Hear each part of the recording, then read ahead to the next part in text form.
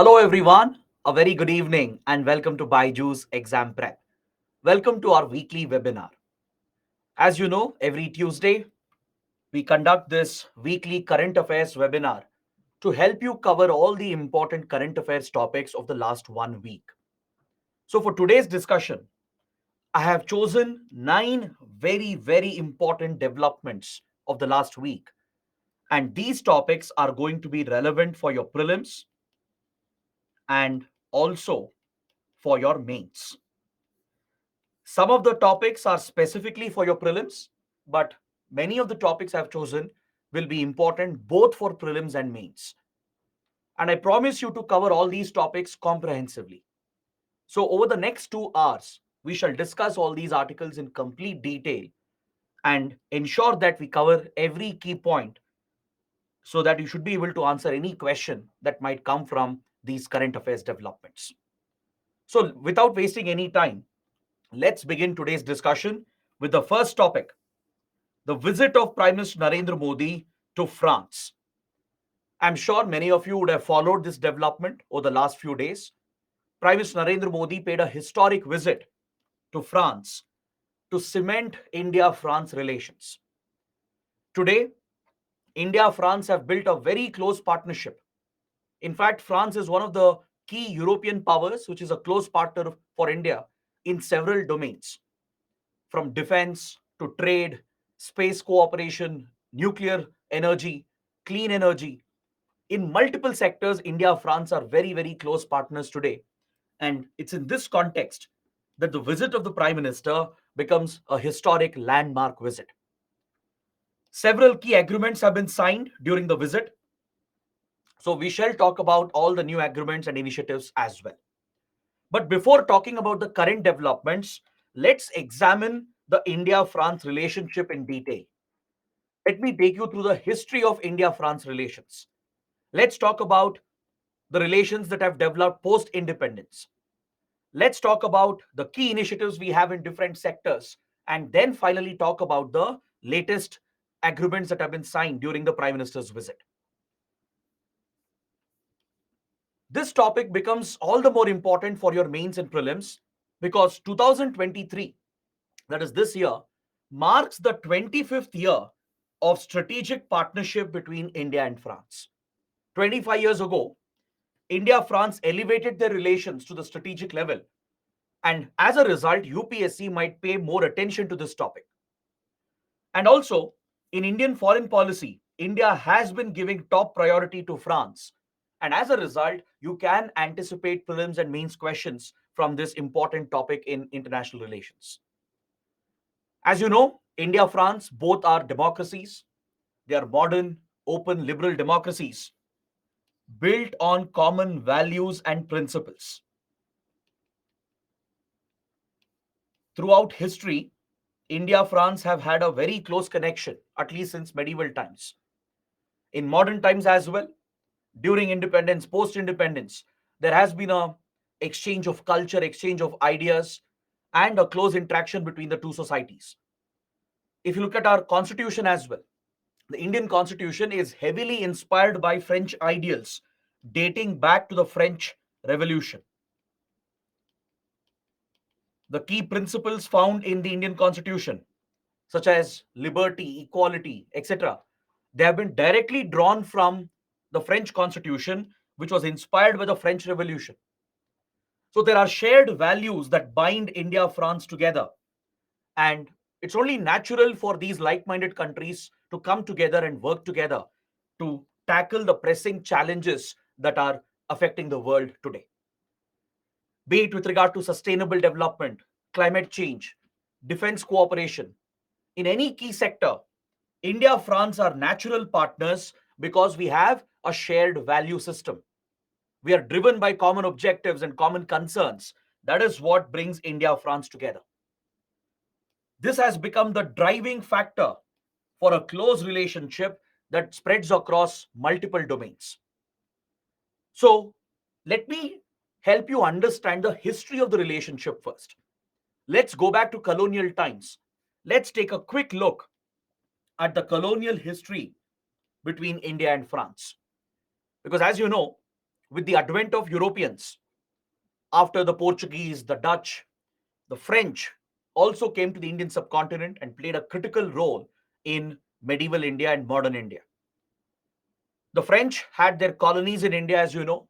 It was a major trading center for them, a major source for resources and raw materials. And right up till India's independence, France continued to have its colonies in India. So, talking about French colonialism, at least briefly, is very relevant in this context because a mains question might ask you to talk about the historical, cultural relations between India and France and how it inspires the modern day relationship.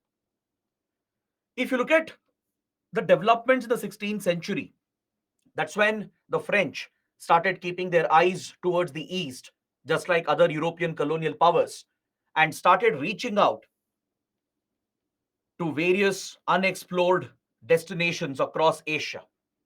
India was a prime spot for them, which led to the establishment of the French East India Company back in 1664 with the blessings of the then French king, Louis XIV. Is that clear? With this, the French led their expeditions, their sea based expeditions to reach India and establish their outposts, to strike deals with local kingdoms and Indian rulers and empires, and secure their trading rights and to secure their access to Indian raw materials.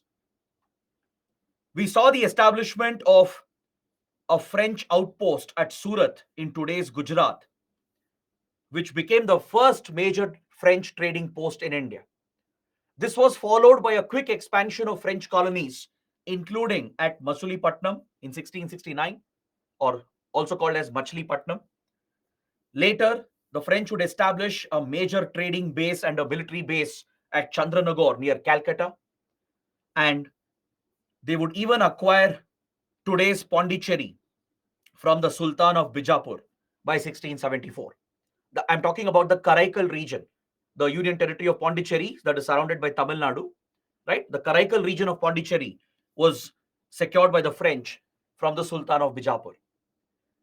They further expanded their territories into Mahe, which is in Kerala today, which is part of the Union Territory of Pondicherry.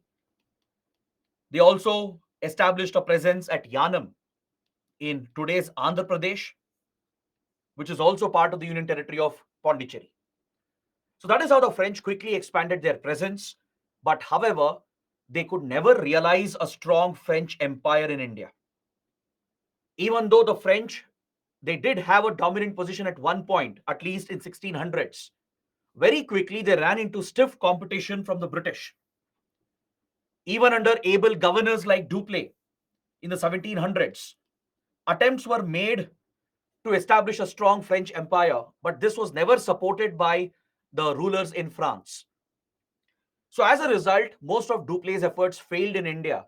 And as the French entered into a competition and conflict with the British, it triggered conflicts and wars, including the Anglo French Wars that you would have read about in modern history.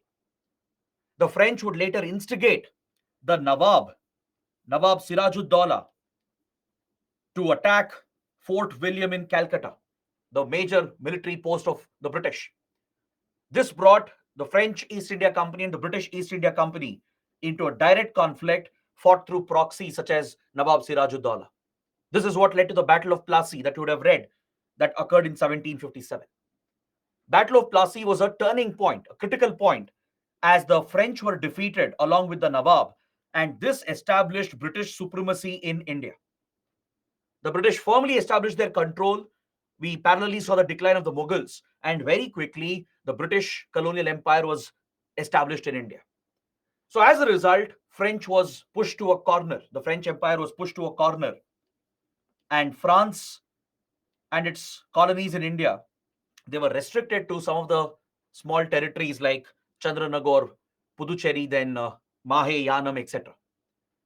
So France had to contend with these limited presence that was present only on few coastal areas on the west and east coast of India, whereas the British dominated the Indian colony here onwards. Now, this colonial interaction did build a close economic and cultural relationship. Of course, it was exploitative. The French were also exploitative, just like any other colonial power. They were mainly interested in Indian resources. But however, the cultural bond started forming. Now, today, if you look at the Indian diaspora, for example, in France, most of them are from Tamil Nadu and Puducherry. The Indian community in France, which is at least 1 lakh strong, most of them who have settled, they come from Tamil Nadu and Puducherry. They're also from other states like Gujarat, Punjab, etc. But most of the Indians who have settled, who have migrated to France permanently over the last few centuries, they are largely from Tamil Nadu and Puducherry. So this Indian community in France today forms the strong cultural link between the two sides. Is that clear?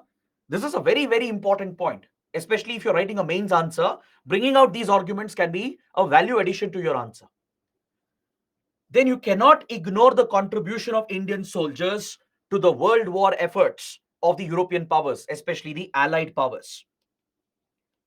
Indian soldiers have made an immense contribution during both the world wars, during World War I and as well as during World War II.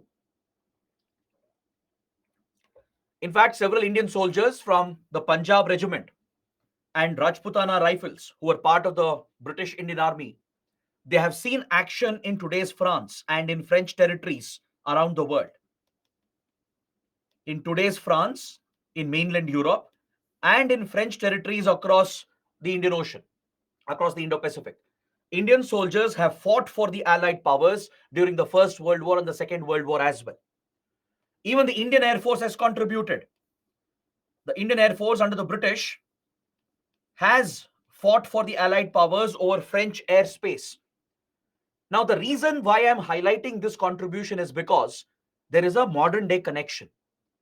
When Prime Minister Modi was invited to France, he was invited as a chief guest for the Bastille Day parade celebrations, which is a key landmark event in France.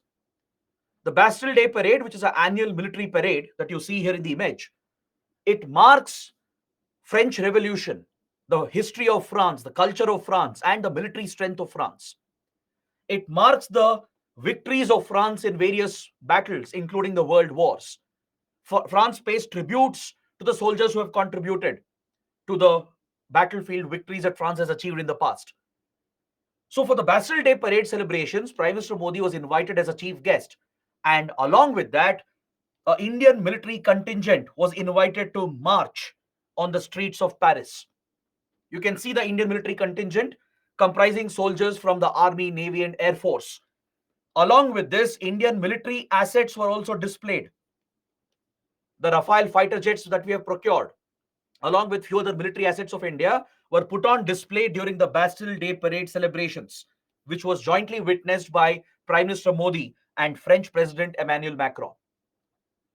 So this is the connection. So UPSC might ask you a basic question related to Bastille Day parade, a basic question on India's contribution to world war efforts, particularly in France, right? So just being aware of these basic details will always bring more value to your understanding of the relationship. Now let's talk about the modern day relationship. Post independence, France never created problems for India. Right from the beginning, it recognized the decolonization which was going on, and as soon as the British exited, very quickly the French also exited and worked out a treaty through which power was transferred to India over French territories.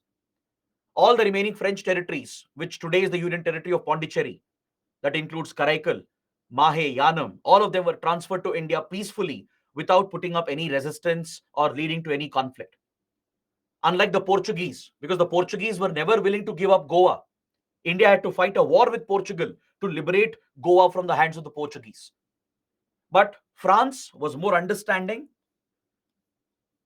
It not only recognized India's independence, it provided for a peaceful transfer of power and exited the colonies.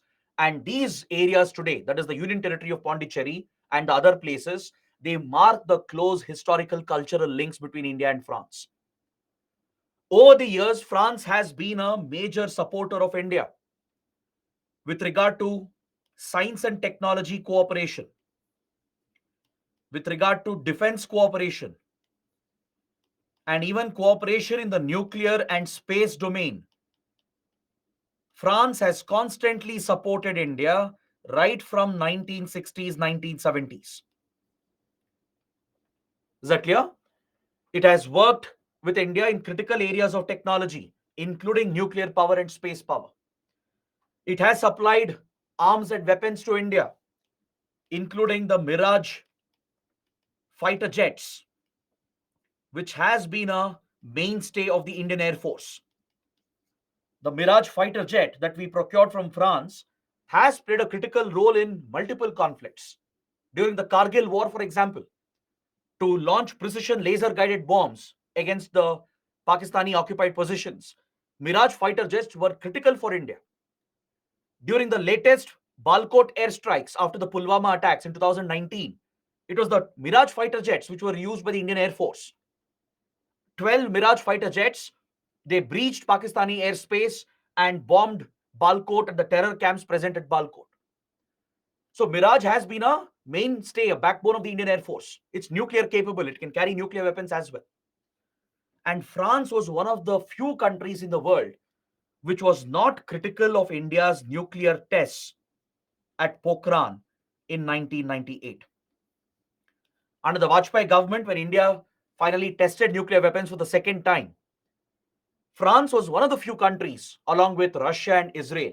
These were the only three major powers which did not criticize India. They did not join the global sanctions that were imposed on India. Whereas others like US, China, Japan, all of them criticized India's nuclear tests and they imposed economic and technological sanctions on India. But France understood why India needed nuclear weapons and stood with India, if not directly, at least indirectly. So this has been the foundation of the relationship, and in the last 20 years especially, it has really matured under the previous governments. Under Prime Minister Vajpayee, Prime Minister Manmohan Singh, and now under Prime Minister Modi, the relationship has really matured and France has become a key defense partner for India. Today, France is supplying critical defense technologies to India, and it has been one of the top defense suppliers, right along with US, Israel, and Russia. A strategic partnership has developed in the defense domain, which explains why India procured the Rafale fighter jets for the Indian Air Force. A few years back, India-France struck a historic deal. A government-to-government deal was struck for 36 Rafale fighter jets, which is an advanced four and a half generation fighter jet, which has been procured for the Indian Air Force from France. Is that clear? Then we had Project 75, through which we have procured the Scorpene diesel electric submarines, which has been inducted into the Indian Navy under the INS Kalvari class. Is that clear? Under P75, Project 75, France has transferred the technology. This includes transfer of technology. France has transferred the technology to build Scorpene diesel electric submarines in India, and Mazgaon Dock Limited, MDL, which is a major shipbuilder in India, has built these submarines indigenously with French technology. So 6 diesel electric submarines have been built under the Scorpene class and they have been inducted into the Indian Navy under INS Kalvari class. So that is the close defense collaboration. Is that clear? In fact, even the private defense players have started working together between India and France. India's Tata Group is working with Airbus to manufacture C-295 tactical transport aircraft at a plant in Gujarat. We also have very close military dialogues and even joint military exercises, including Varuna, Garuda, and Shakti. Please remember the names of these military exercises. With all three armed forces, we have joint military exercises with the French. If you look at the economic ties, France is one of the key trading partners of India in the European Union region. France is a major power in the European Union. India has a lot of exports headed towards the EU, and we are also negotiating a free trade agreement with the EU. So France plays a critical role in pushing India's interests at the European Union. We have a very important trading relationship And France also is a major investor in our country. It brings FDI into India. Many top French companies are direct investors in our country, creating jobs in India.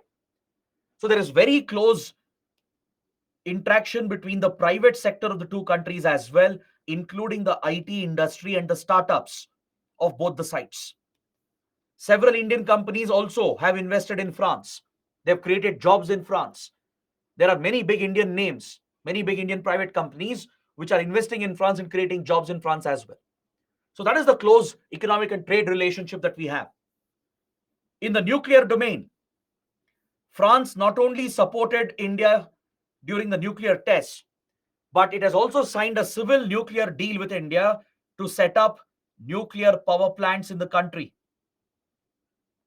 In fact, after the United States, France was the next major power to sign a civil nuclear deal with India, and French companies like Areva have been very interested to set up nuclear plants in India. For that, site also has been allocated by India. Is that clear? At Ratnagiri in Maharashtra, France has been trying to set up a nuclear power plant for many years. It is ready to supply nuclear reactors, nuclear technology, and even nuclear fuel to India. Apart from this, both the sides, they support each other at multiple international platforms, be it at United Nations, because France is a permanent member. It's one of the P5 countries of UNSC. It has been supporting India's entry into the UN Security Council. It is supporting UN reforms. It has vocally supported India's entry into UNSC as a permanent member. It has supported India's entry into other important groupings like the Nuclear Suppliers Group and other export control regimes. There are many export control regimes with regard to sensitive technologies which have defense applications. You have export control regimes like Australia Group, Wassenaar Arrangement, the Missile Technology Control Regime, Suppliers Group. France has supported India's entry into all these export control regimes, into Wassenaar Arrangement, Australia Group, MTCR. With French support and the support of other countries, India has already become a member of these export control regimes. Our membership to NSG is pending because China is blocking our membership. But otherwise, France and others are completely supporting India's entry into NSG as well. You see similar cooperation in the climate change domain as well. With regard to tackling climate change and global warming, implementing climate action, adopting clean energy, renewable energy, this has become a top focus for India and France. Is that clear? In the clean renewable energy domain, India, France are working very closely together. We started seeing this since the climate change summit that was held in Paris, where India and France together played a key role in finalizing the Paris Agreement, which today has become the climate change agreement under the Climate Change Convention. Prime Minister Modi played a key role along with the French leadership to drive negotiations during the climate change negotiation at Paris that led to the historic Paris Agreement. We also jointly launched the International Solar Alliance, which was a pet project of Prime Minister Modi, a brainchild of Prime Minister Modi, to focus on solar energy and renewable energy. Today, International Solar Alliance has become a major grouping in the field of solar and renewable energy. We brought together more than 100 countries, especially in tropical and subtropical areas, which have enough sunlight to start focusing on solar energy. And France supported the launch of International Solar Alliance during the Paris Climate Summit. In the maritime domain, with regard to maritime relations, with regard to maritime security and collaboration in the Indo-Pacific, India, France have a very, very close partnership. Because please remember, France has overseas territories in the Indo-Pacific. Later, I'll show you a map. I'll explain where the French overseas territories are located. That's very important for your geography-based, map-based questions in prelims. Since France is a major military power in the Indian Ocean and the Pacific Ocean, it has military bases in the Indo-Pacific. It has major interests and even territories present in the Indo-Pacific. So India and France obviously work together in the field of maritime security, to tackle piracy, to tackle organized crime, to counter terrorism, and also to counter the rising aggression of China in the Indo Pacific. Because China keeps breaking international rules in the Indo Pacific. Right? China has made these maritime claims, territorial claims in the South China Sea, and it has aggressively increased its military influence across the Indo Pacific. So, India, France together counter the Chinese aggression along with other like minded countries, including Australia, Japan, US, and the others. In fact, just last month, a new trilateral initiative for the Indo Pacific has been launched between India, France, and United Arab Emirates. This is very, very important. Please make a note. In June 2023, three major Indo Pacific powers have come together to launch a trilateral meeting. Through this, they will regularly engage in a dialogue on issues related to Indo Pacific, on economic cooperation, maritime security, etc. On these issues, these three countries will collaborate through this trilateral: India, France, and UAE. Is that clear? This collaboration has extended into the space domain as well, as there is close interaction between India's ISRO and the CNES of France.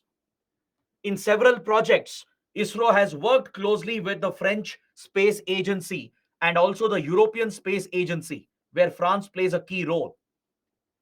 In many key projects, including the Indian Regional Navigation Satellite System and the Galileo Positioning Satellite System, ISRO has worked with the French space agencies and the European Space Agency. We also have a plan to collaborate on a joint Mars mission in the future. In the upcoming Bangalyaan 2 mission, ISRO will collaborate with CNES of France. Both have launched an initiative to tackle space debris, which has become a challenge in the recent past. And both countries are planning a joint satellite to be launched very soon. It will be an Earth observation mission, and this agreement has been finalized during Prime Minister Modi's visit. I'll tell you the name of the satellite as well when we discuss the agreements that were signed during Prime Minister Modi's visit. So this is the kind of close relation that you see between the two countries. So now that you have the entire background and the context, now quickly we can go through the latest developments that took place last week. You can easily understand the key agreements and the initiatives that have been announced during Prime Minister Modi's visit to France. The first point: Prime Minister Modi has been honored with the highest French honor. The Grand Cross of the Legion of Honor was awarded to the Indian Prime Minister as a gesture towards India. These honors which are given by foreign countries, it is not just towards the leader.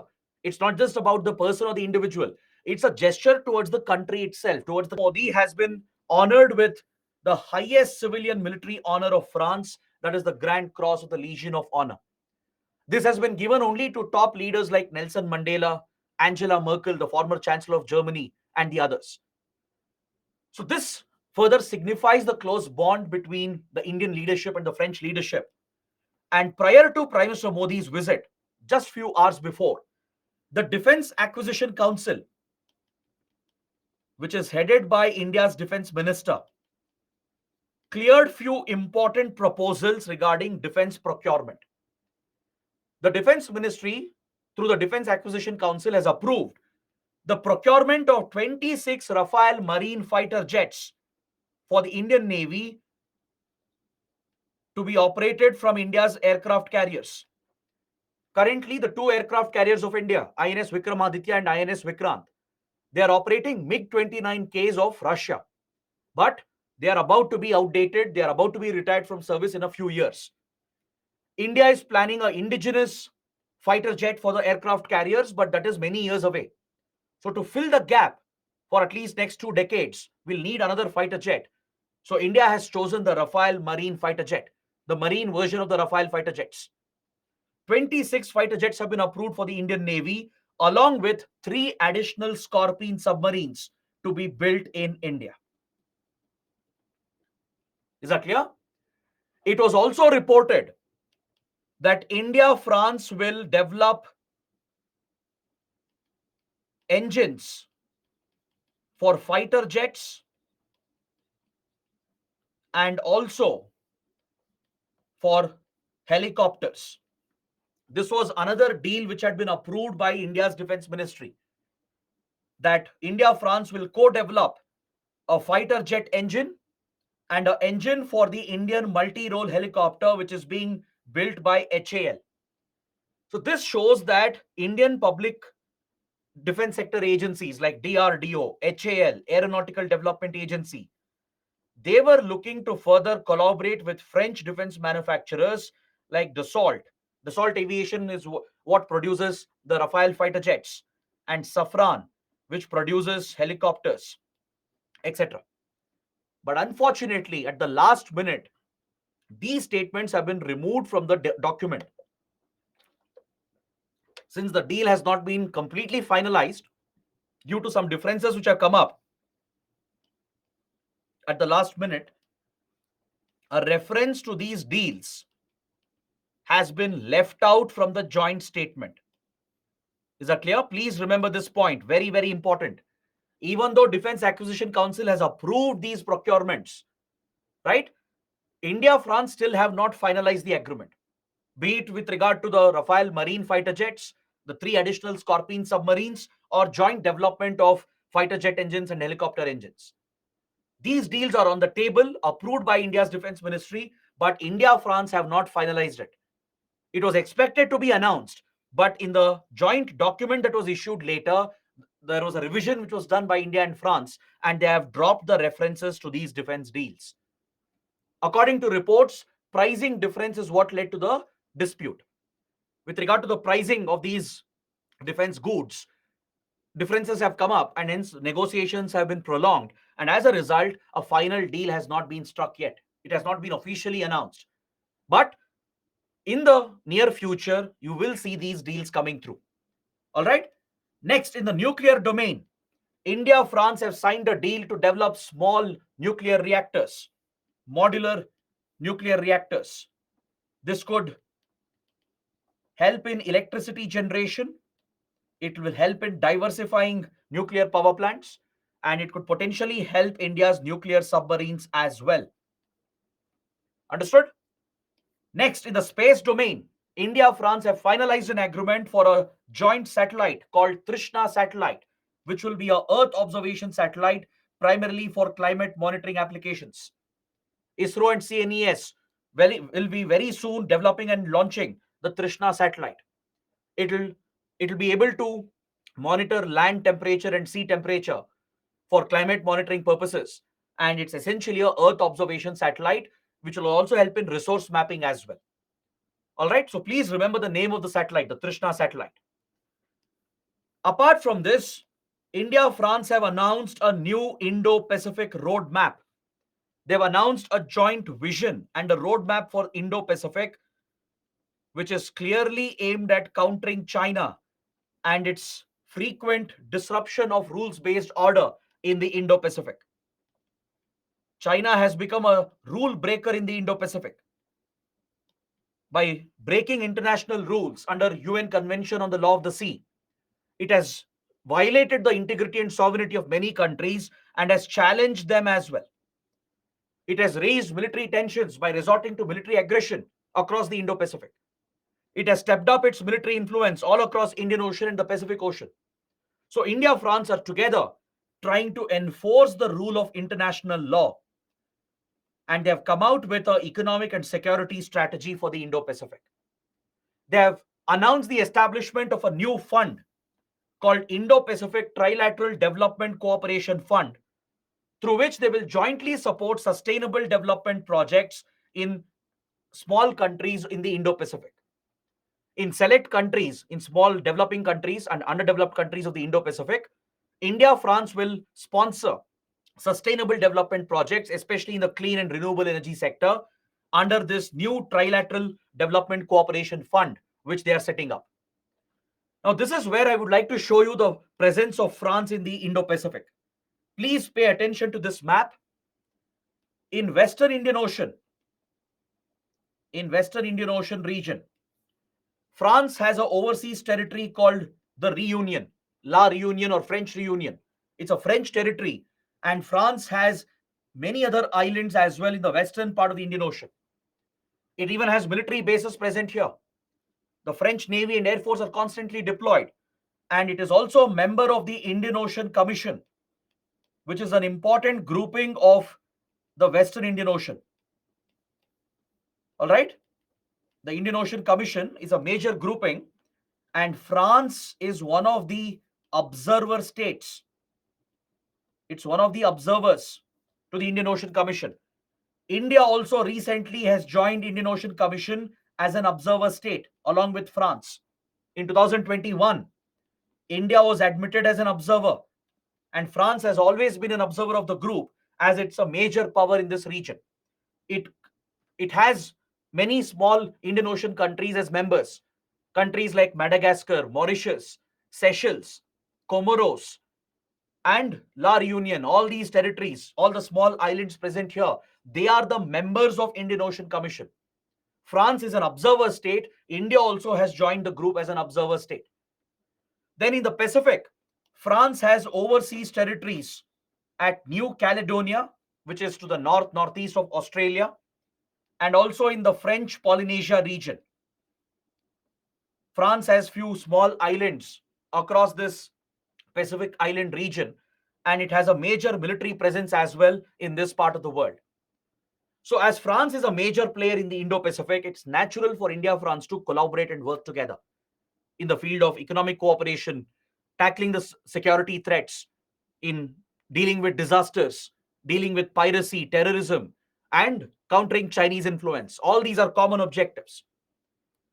They have brought out a roadmap on defense industrial cooperation as well to promote cooperation between Indian defense companies and the French defense sector. So DRDO primarily will lead the initiative. It will be setting up a technical office at the Indian Embassy in Paris. So along with public sector units, private defense companies of India are also being encouraged to work closely with the French defense sector. In the economic domain, the UPI payment gateway is being rolled out in France. Very soon, by September of this year, you'll be able to start making transactions in France using the UPI payment interface, the Unified Payments Interface of India. This is gaining a lot of global acceptance already in countries like Singapore, UAE, Nepal. In all these countries, UPI has been rolled out, and we are scaling up its adoption. So India's ambition is to roll out UPI not just in France but across Europe in the coming years. So starting with the Eiffel Tower, from this year, UPI payments will start being accepted in France.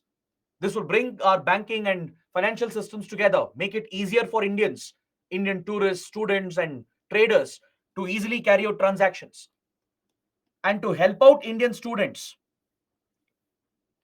the visa norms have been simplified by France. Every year, thousands of Indian students go to France to study in French universities. So those who study in France, they were previously eligible only for a 2-year work visa after their graduation. Now this is being extended for 5 years. Those who are doing their masters, that is post-graduation, earlier they were getting only a 2-year work visa. Now this is extended to 5 years, which means Indian students can stay back in France after their studies and work for 5 years minimum. So these are the big developments to come out of the visit of the Prime Minister. And trust me, all the points I've raised, they are very, very important. I know it's a big topic. I know we have spent enough time to discuss this, but it is worth it. It is a big topic. You can expect prelims and mains questions on what we have discussed. I hope everything is clear. Now let's take up a practice question. I will launch a poll as well, and I'll let you guys answer. Read the question carefully. India and France have set up Indo-Pacific trilaterals with which of the following countries? 4 options have been given. Please take a look. And in the meantime, I'll be launching the poll. I'll give you 30 seconds. Okay, the poll is live. With which of these countries, India, France have set up trilateral initiatives or trilateral meetings? I already gave you one part of the answer. That is UAE. That's why UAE is there in all the options. Which is the other country with which India, France have set up a trilateral initiative? Let's see how many of you get it right. That will show How many of you are following up with current affairs regularly? 5 seconds to go. Please, all of you try to give the answer. Very good. 41% have given the right answer. Option C is the right answer. Along with UAE, India and France have set up another trilateral with Australia recently. These three countries have a trilateral initiative between them. And the latest trilateral was with UAE.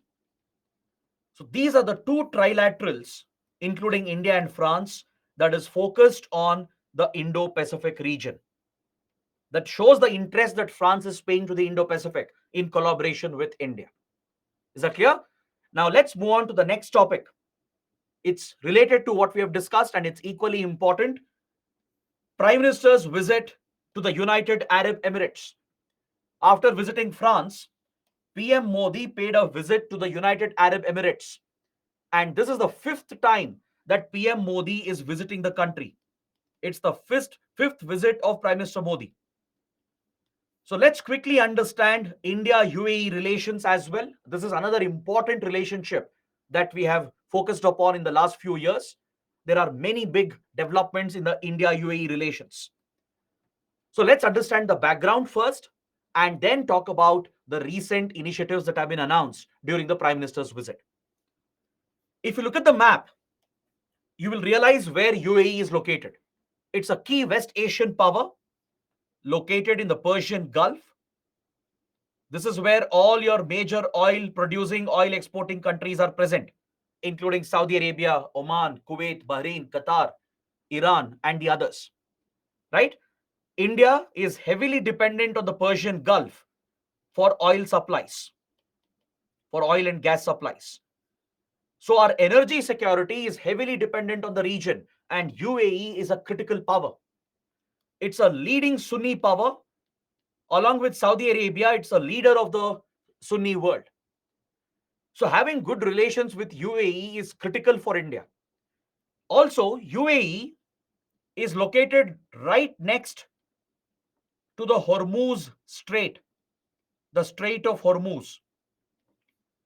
The Strait of Hormuz that you see here, over here, that narrow opening between UAE and Iran, that is called the Hormuz Strait, which is the only link between Persian Gulf and the Arabian Sea. So all the oil shipments coming out of here from the Persian Gulf, they have to pass through Hormuz Strait to reach the Arabian Sea and then the Indian Ocean. So it's a vital shipping lane that's critical for global economy and for the global oil markets. India is heavily dependent on this shipping route for the energy security of the country. It's the backbone of the Indian economy because India is not blessed with hydrocarbon reserves. Almost 85% of our hydrocarbon requirements are met through imports. And out of that, 60% of it is coming from West Asian countries. UAE has always been a top supplier of oil to India. Until recently, it was the third largest oil supplier to India before the Russia-Ukraine war began. Until then, until 2022, UAE was the third biggest oil supplier after Iraq and Saudi Arabia. It was only after the Russia-Ukraine war that Russia has replaced UAE and Saudi Arabia to become the second top supplier to India. Because Russia was brought under sanctions, Western sanctions, and it started selling oil at a discounted rate. So India bypassed the Western sanctions and we bought the cheap Russian oil in large quantities in the last 1.5 years. That is why Russia has jumped to the second position. But otherwise, in general, Iraq is the biggest supplier, the number one supplier to India. Second was usually Saudi Arabia and third was UAE. All right. Even now, it's the top four. Even if Russia has jumped to the second spot, UAE is still the top four supplier to India. We have procured nearly $18 billion worth of crude oil last year. So that shows how important this relationship is for our energy security. It has also helped in filling up the strategic petroleum reserves under the Indian Strategic Petroleum Reserve Project. It's a critical project for India through which we are building a buffer stock to store oil in massive underground storage facilities to serve as a strategic buffer. just like food grains are stored by Food Corporation of India to create a buffer stock. Similarly, India is creating a petroleum reserve at important locations like Mangalore, Udupi, then Vishakhapatnam, Bikaner, Rajkot, and few other places. Large underground storage facilities are being created where massive quantities of oil can be stored that will give us a buffer of 10 days to 1 month. This will help us reduce dependency on imports, especially when there is volatility in the oil market. If oil prices shoot up, or if oil supplies are disrupted due to some geopolitical event, India will not be forced to buy oil at higher price. We can wait for some time because we'll have a buffer stock and then strike cheaper deals to reduce our import bill, to reduce the import cost. So, along with bringing economic benefit, it brings a strategic benefit as well in geopolitics, as it reduces our dependency on securing immediate supplies. So, UAE, along with Saudi Arabia, have jointly supplied oil to fill up the strategic petroleum reserves of India. And you also have a very big Indian community in the UAE. It's 3.8 million strong. Most of them are blue collared workers who are semi skilled, and they act as the backbone of UAE's economy. Indians from Kerala, Punjab, UP, Bihar, Gujarat, and many other states. They travel to UAE in very large numbers. Most of them are blue collared workers, right? They have very limited education, limited skill sets, but they find basic jobs in the UAE, in construction, real estate, in the oil industry, in hospitality and services. In all these key sectors, millions of Indians are employed and they reside there along with their families. So ensuring their safety, their well-being is of concern to India, and they form a strong cultural bond, and they support UAE's economy. Is that clear? They are the backbone of UAE's economy. So India is looking after their safety and well-being. That is a top priority in the relationship. And they also send precious remittances back to India. These Indian workers, they send money back to their families in India, and these inward remittances are critical for India.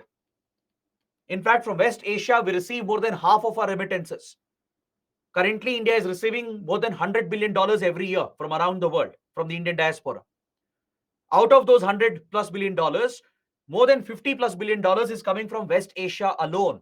And UAE is the biggest contributor in West Asia. It's one of the top remittances contributor to India. We have also signed a historic free trade agreement last year. We have signed the Comprehensive Economic Partnership Agreement in 2022. And in 2017, we elevated the relationship to the strategic level by signing the Comprehensive Strategic Partnership Agreement. In fact, in 2017, the then Crown Prince of UAE was invited to India as the chief guest for our Republic Day parade. So since last 6 years especially, India has paid a lot of attention to UAE. A lot of progress has been achieved in the relationship. That is why the topic is extremely important for your exams. Just like France, UAE has got top priority in the last 6 to 7 years. We elevated the ties to the strategic level in 2017, and last year we have signed a free trade agreement as well called the Comprehensive Economic Partnership Agreement. In the strategic domain, in security areas as well, UAE has shown a shift towards India, away from its traditional ally, Pakistan. This is another major achievement. Until 2010, the major West Asian powers, especially in the Sunni world, that is UAE and Saudi Arabia, they were always inclined towards Pakistan. They would never take action against Pakistan for sponsoring terrorism. Pakistan's ISI was using West Asian countries, including UAE and Saudi, to support terror groups like Lashkar-e-Toiba, Indian Mujahideen, and the others. They were all given a shelter in these countries, and a safe haven had been created for them by the ISI, and they were easily targeting India. Is that clear?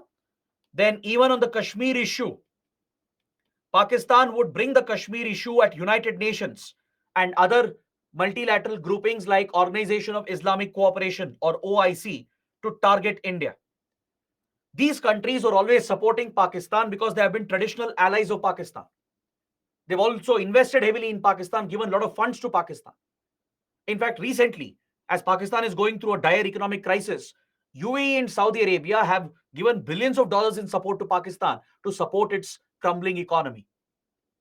But after 2010, you see a dramatic shift in their policy towards India in favor of India, especially in the field of security, counterterrorism, intelligence sharing, and on the Kashmir issue. In 2010, Prime Minister Manmohan Singh paid a very important visit to Saudi Arabia and signed the Riyadh Declaration. This transformed UAE's relations with India. This was after the Mumbai attacks. After 26/11 attacks, the US, which is a close ally of these two countries, pushed both the countries to work with India and help with India in the field of counterterrorism, in the field of intelligence sharing.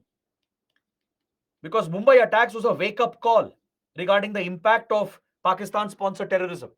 Even American citizens were targeted in the Mumbai attacks. So groups like Lashkar, Indian Mujahideen were not just a threat to India, they were a global threat. So as US put pressure on Saudi Arabia and UAE, and they also saw India as a very big emerging market where they can invest, where they can bring their goods and sell in India.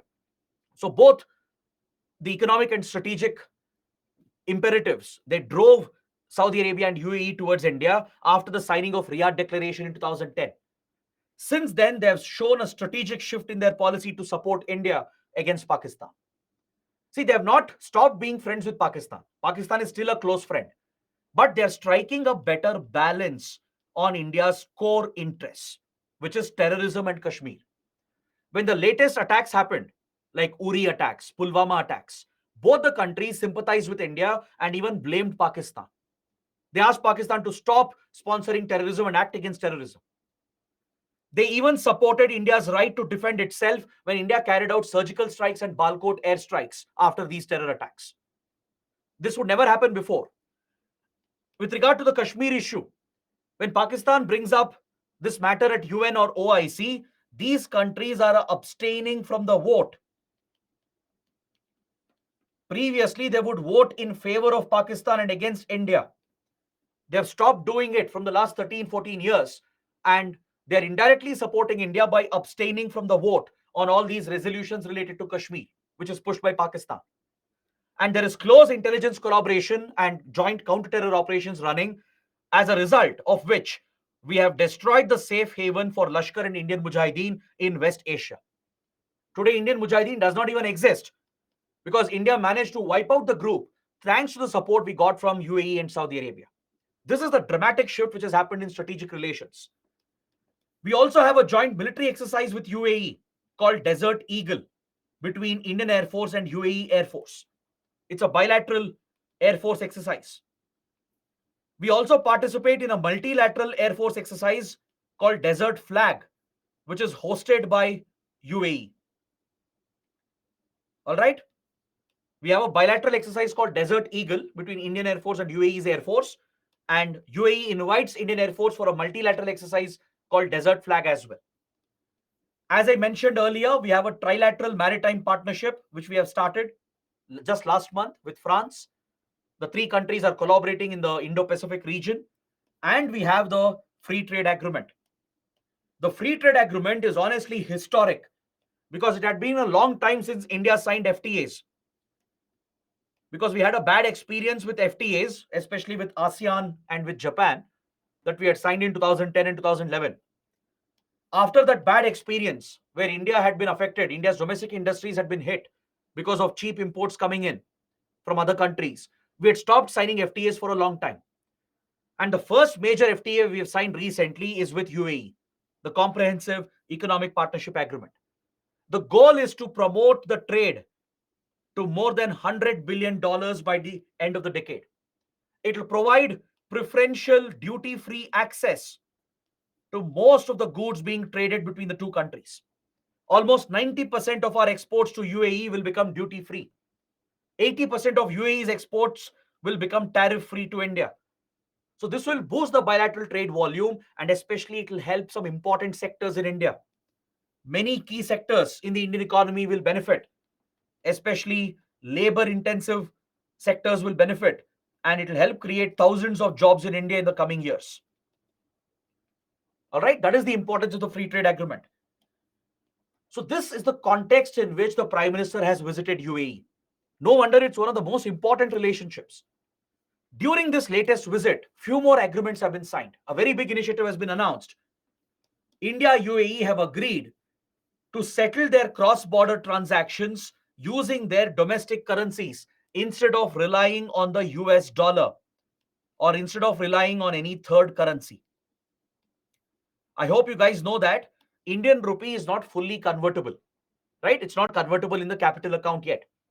So it does not have global acceptance like other reserve currencies. So India is striking these bilateral deals with some countries where we are trying to settle trade balance with local currencies. So by using Indian rupee and UAE dirham, cross-border transactions will be settled going forward, which will benefit the importers and exporters on both the sides. It will primarily benefit the traders. RBI of India and the Central Bank of UAE have signed this agreement. They will be interlinking their messaging systems as well. A local currency settlement system is being put in place. This was the biggest announcement to come out during the visit. So settling the trade balance in rupees and dirhams will be facilitated to promote ease of doing business and to boost trade between India and UAE. The banks will interlink the messaging systems as well. Is that clear? The central banks, along with banks of both the countries, will create a common platform for settling trade transactions by using the Indian rupee and the UAE dirham. This will promote the internationalization of the Indian rupee. At least as far as UAE is concerned, it will promote the acceptance of the Indian rupee. It will benefit the Indian diaspora as well, the Indian community in the UAE. It will benefit the tourists, etc. All right, the payment systems, messaging systems will be interlinked, and even the cards, debit and credit cards, will be made more acceptable along with the rollout of UPI, digital payment system. So it will benefit the citizens and the residents equally. It will primarily benefit the importers and exporters, because especially after the Russia-Ukraine war began, there is a greater push for settling transactions by not relying on the US dollar. Because American sanctions, they hit every country, not just the targeted country. Our trade with Russia has been impacted because of the American sanctions. And American sanctions have that impact because US dollar is the most dominant global currency for settling trade settlements. So India has bypassed the sanctions. We tried paying for Russian oil with rupees, but this arrangement did not work out because Russia was left with a surplus of rupees, and Russia can't do anything with the rupees outside of India. Russia can spend the rupees only within India because Indian rupee is not fully convertible. Russia does not have a lot of exports coming out of India. It has very minimal procurement from India. So Russia was left with billions of dollars worth of Indian rupees, which is useless for Russia, and Russia started complaining about this. Whereas UAE dirham can be beneficial to settle these transactions because UAE has a lot of investments in India, a lot of exports go from India to UAE. So UAE can use the Indian rupee more effectively, whereas the oil importers from India, they can start paying for Russian oil through the UAE dirham. This is also a possibility. For Russia, UAE dirham is useful. All right. We were actually using Chinese yuan for some time because Russia was not happy with Indian rupees. We were forced to pay with Chinese yuan. And this is not a dependency that we would like to create. China is known to weaponize any such economic dependency. So we don't want to rely on the Chinese currency to pay for Russian oil. So using UAE dirham is a much more efficient route for India, and it'll reduce our dependency on any third currency, be it US dollar or be it the Chinese yuan. So this is the potential that exists with regard to settling trade transactions by using local currencies. It will drive UAE's investments. UAE companies and investors can use the rupees to invest back in India, right? Indian exporters, traders will benefit. They can easily settle the transactions using local currencies. The transaction cost will come down. Transaction cost will reduce, right? Along with that, Prime Minister Modi held climate change negotiations with UAE leadership because UAE is the current chair of the climate change summit. This year's climate change summit, COP28, the Conference of Parties 28, will be hosted by UAE. So PM Modi met with the president designate of UAE, who's leading the summit, who's going to host and organize the summit, and held important climate change negotiations. UAE is also focusing on clean energy, nuclear energy, and renewable energy. So India, UAE are close partners in this critical domain with regard to climate change and clean energy as well. And finally, in the field of education, a historic deal has been struck which will allow IIT Delhi to open a foreign campus in UAE. Most likely, it will come up in Dubai itself. This is the second such agreement we have signed in the recent past after IIT Madras signed a similar agreement with Tanzania to set up a foreign campus in Zanzibar. At the strategic island of Zanzibar, which belongs to Tanzania in the Indian Ocean, IIT Madras is going to open the first foreign campus. Similarly, IIT Delhi will set up a foreign campus in the UAE. So this allows Indian universities to have a global presence and expand Indian education and reach out to foreign shores as well. So these are the big developments to come out of the visit. That is why I feel the topic is extremely important. All right, now take up a practice question. India UAE Comprehensive Economic Partnership Agreement signed last year benefits which sector most? It benefits which Indian sector the most? Wines, beverages, gems and jewelry, automobiles, AI, and quantum computing. Let me launch the poll. Again, I'll give you 30 seconds. Let's see how many of you get it right. All of you, please attempt the question. It's actually very simple if you're paid attention. This free trade agreement that we have signed will benefit which Indian sector the most? I gave you one clue. I told you it will benefit labor intensive sectors. It will create a lot of jobs in India in the labor intensive industries. 5 seconds left. Let's see how many of you get it right. There is a tight contest between B and C. Unfortunately, majority of you have got it wrong. 39% are saying option C, automobiles. That's the incorrect answer. The correct answer is option B. Only 37% gave this answer. Gems and jewelry. Gold, gems and jewelry, they will benefit the most. This is a very big chunk of the trade partnership between India and UAE. This industry will benefit the most. It's a labor intensive industry and it will create a lot of jobs in India as well. Is that clear? Now let's move on to the next topic, the third topic from geography. Anthropocene epoch was in news last week. It's another landmark development, a very big development as far as geology and geography is concerned. So last week it was reported in a scientific journal that scientists and geologists, they have detected evidence, geological evidence at the Crawford Lake in Canada, in the Ontario Lake region of Canada, in the Crawford Lake. They found plutonium samples. They found radioactive plutonium samples in the sediments of the lake, which the researchers are considering to be evidence of a geological shift in the Earth's systems and ecosystems. They're calling it the Anthropocene epoch. They're saying that the Earth has entered a new phase in its geological evolution. Is that clear? And geologists and scientists are calling it the Anthropocene epoch because anthro here refers to human impact. or human influence. According to this theory, which is still not completely supported, it is yet to be approved and ratified by the concerned institutions.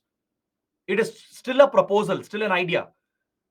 There are few researchers who have been arguing for many years that we have entered a new geological time scale called Anthropocene epoch, at least since last few decades or at least since last few centuries, where we are seeing a direct human impact on the Earth's ecosystems and geology.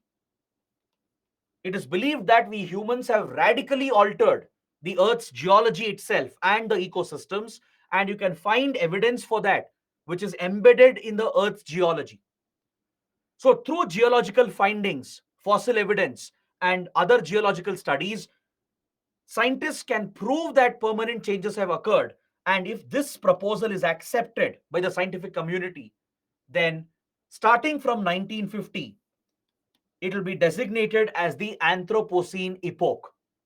All right. This is the proposal of the Anthropocene Working Group. Understood? It is still a proposal. It's still not been accepted.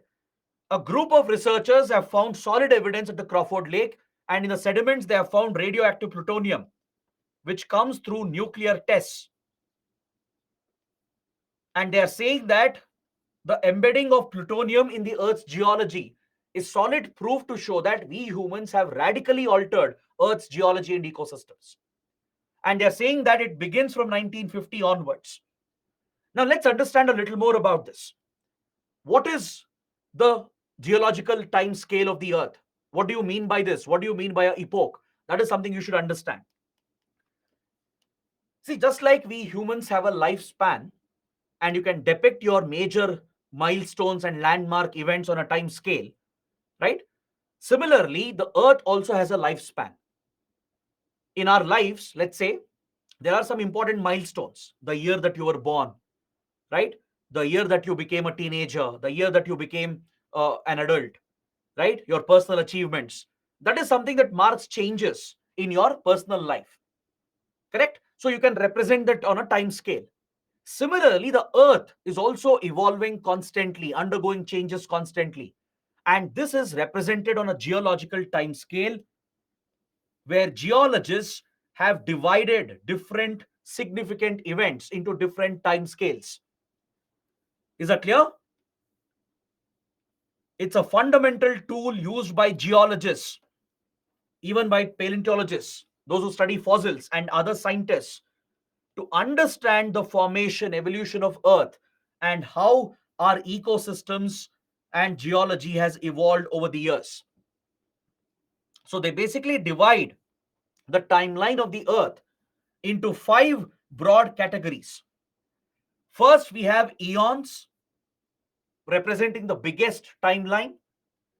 Under each eon, you have eras. Under each era, you have periods. Then you have epochs. And then you have ages. This is how the Earth's timeline is defined and categorized. Is that clear?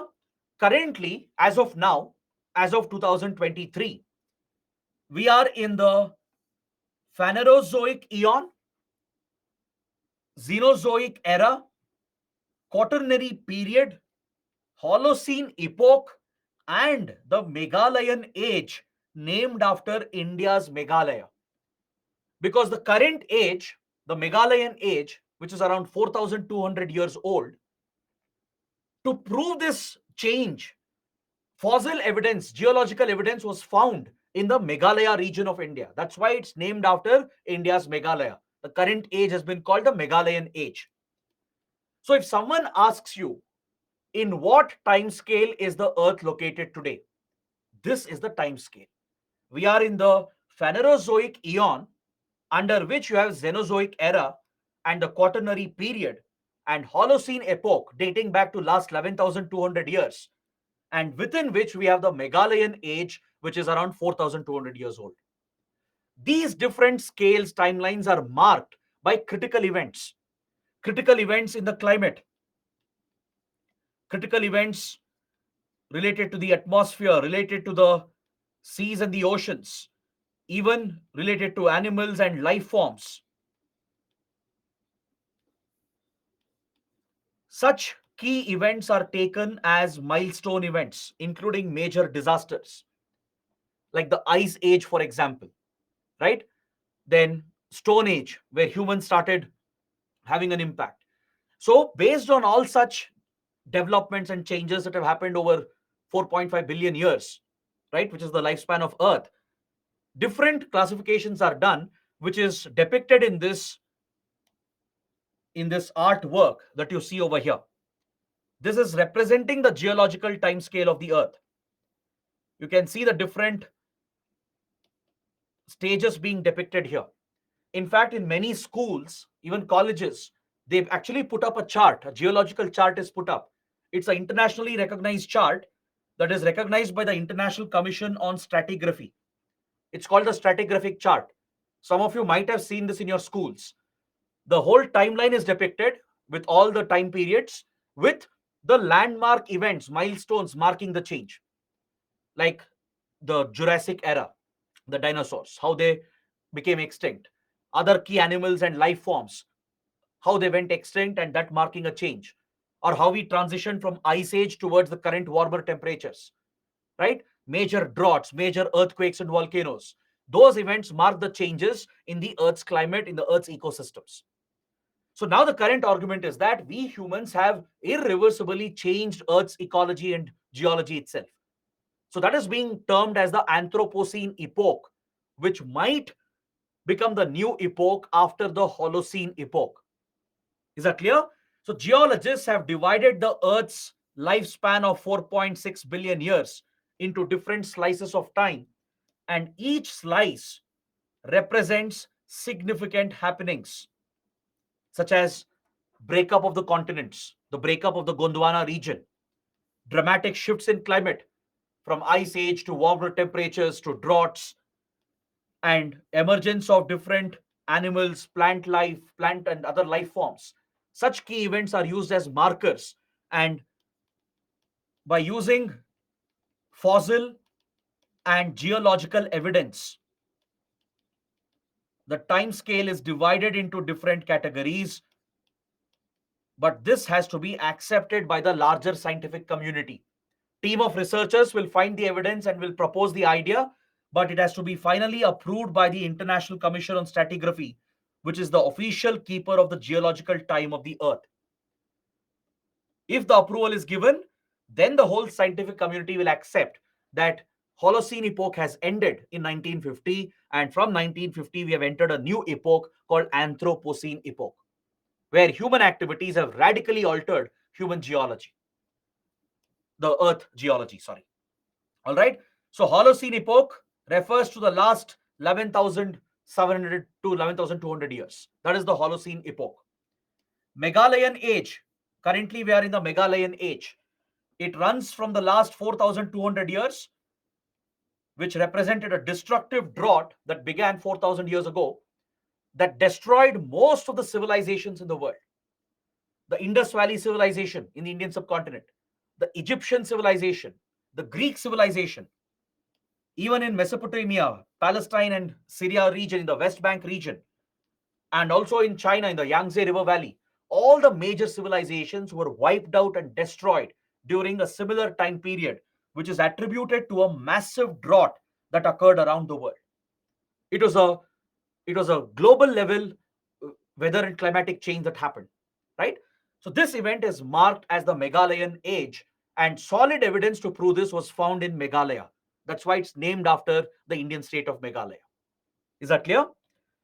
So the term Anthropocene epoch was first coined by Nobel laureate Paul Crutzen and biology professor Eugene Stromer in 2000.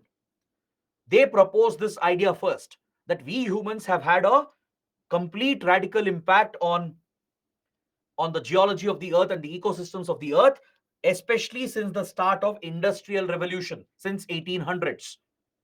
Now researchers have found this evidence that at least from 1950 we can prove that we have altered the geology, right? That is the evidence they found. They found plutonium embedded in lake sediments of the Crawford Lake in Canada. So if this proposal, if this research is accepted by the International Stratigraphy Commission, then this will become the new epoch, the Anthropocene epoch, which will come after the Holocene epoch. Is that clear? So these are some basic geography related facts you should understand and remember. It's very, very important for your prelims. Now, please take up this question. Consider the following with regard to Holocene epoch. The Holocene is the current geological epoch which began approximately 11,700 years ago. It's characterized by a relatively stable and warm climate as well as development of human civilization. Holocene follows the Pleistocene epoch and is part of the larger Quaternary period. Please read the question carefully. I'm launching the poll for you. 30 seconds. Let's see how many of you get it right. The question is in the new format. It's asking you to identify how many statements are correct, the number of statements that are correct. Only one, only two, or all three, or none. I've mentioned all these points in some way or the other when we discussed. Let's see how many of you can answer.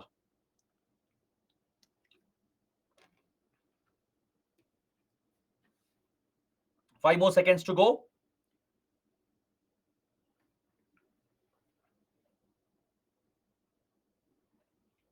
Majority of them have got it wrong. Again, very unfortunate. So guys, you have to pay more attention when I'm discussing. See, at least in the previous question, I hadn't mentioned that point. Fine, it's understandable. In this question, I've mentioned all these points directly or indirectly. A careful reading would have given you the right answer. All the three statements are correct, but 49% are saying option B is the correct answer. It's not option B, it's option C. Just around 33% gave the right answer. All three are correct. We are in the Holocene epoch, which is around 11,700 years. It represents relatively stable, warm climate. It represents the development of the human civilization, of course. And we are in the Quaternary period. It follows the Pleistocene epoch. So all three are correct. Got it? Now let's move on to the fourth topic. Again related to geography and disaster management. North India has been reeling under the impact of devastating floods and landslides over the past few weeks. Especially in the last week, there has been devastating disasters across Himachal Pradesh, Uttarakhand, Delhi, Punjab, essentially across northern India, northwestern India. There has been major floods and landslides triggered by extreme rainfall and cloudburst events. These are extreme weather events. Heavy rainfall during the monsoon season and cloudbursts have triggered flash floods in several hilly parts of the Himalayas in Himachal Pradesh and Uttarakhand. It has triggered mudslides or landslides across many parts of this region, and even Delhi has been very badly affected by the rising waters of the Yamuna.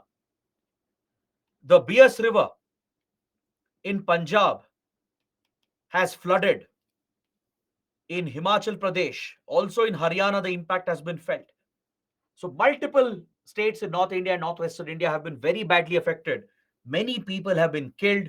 There have been a lot of people who have been injured, and there has been damage to property and public infrastructure as well. Bridges, roads have been destroyed, electricity lines have been destroyed, many houses have been damaged, entire towns have been flooded, right? So the scale of damage and devastation has been quite high. So let's understand few basics regarding floods and landslides, especially from a disaster management perspective and from a geography point of view. See, please note that floods and landslides, especially flash floods and landslides, they are usually secondary and tertiary disasters triggered by heavy rains. Torrential rainfall, cloudbursts, they are the primary disasters, which is an extreme weather event that in turn triggers secondary, tertiary disasters. So, heavy rainfall, cloudbursts, they are meteorological hazards because they are a meteorological phenomena. But these meteorological hazards can trigger hydrological hazards such as flash floods or even landslides. This is how natural hazards are categorized depending on the source of the hazard. So, a place receiving extreme rainfall or a cloudburst occurring is a meteorological phenomena. It's a meteorological hazard. But this heavy rainfall can trigger secondary, tertiary disasters, which are hydrological disasters, such as flash floods and landslides. They are primarily triggered by water. Now, let me explain how floods and landslides are interrelated, how they are connected, and how they drive each other. Now, imagine in a hilly area, as depicted in the images here, if there is heavy rainfall, if there is sudden excessive rainfall, maybe because of a cloudburst, and if in the slopes the vegetation has been damaged and destroyed due to deforestation. Let's say there is a hilly slopy area in Himachal Pradesh in the Himalayas where there is a very steep slope gradient. In such a slopy area, the soil structure is already very weak, right? Gravity will be constantly acting, trying to pull down all the loose soil material and the debris. But trees, the vegetation plays a critical role in holding the soil structure. But we humans have destroyed our ecosystems. We have taken up large projects like dam construction, road construction, bridge construction, tunnel construction projects in such areas. We set off explosions.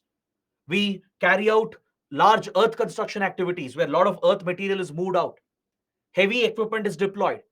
All of this introduces trembling and vibration in the surface. It weakens the soil structure.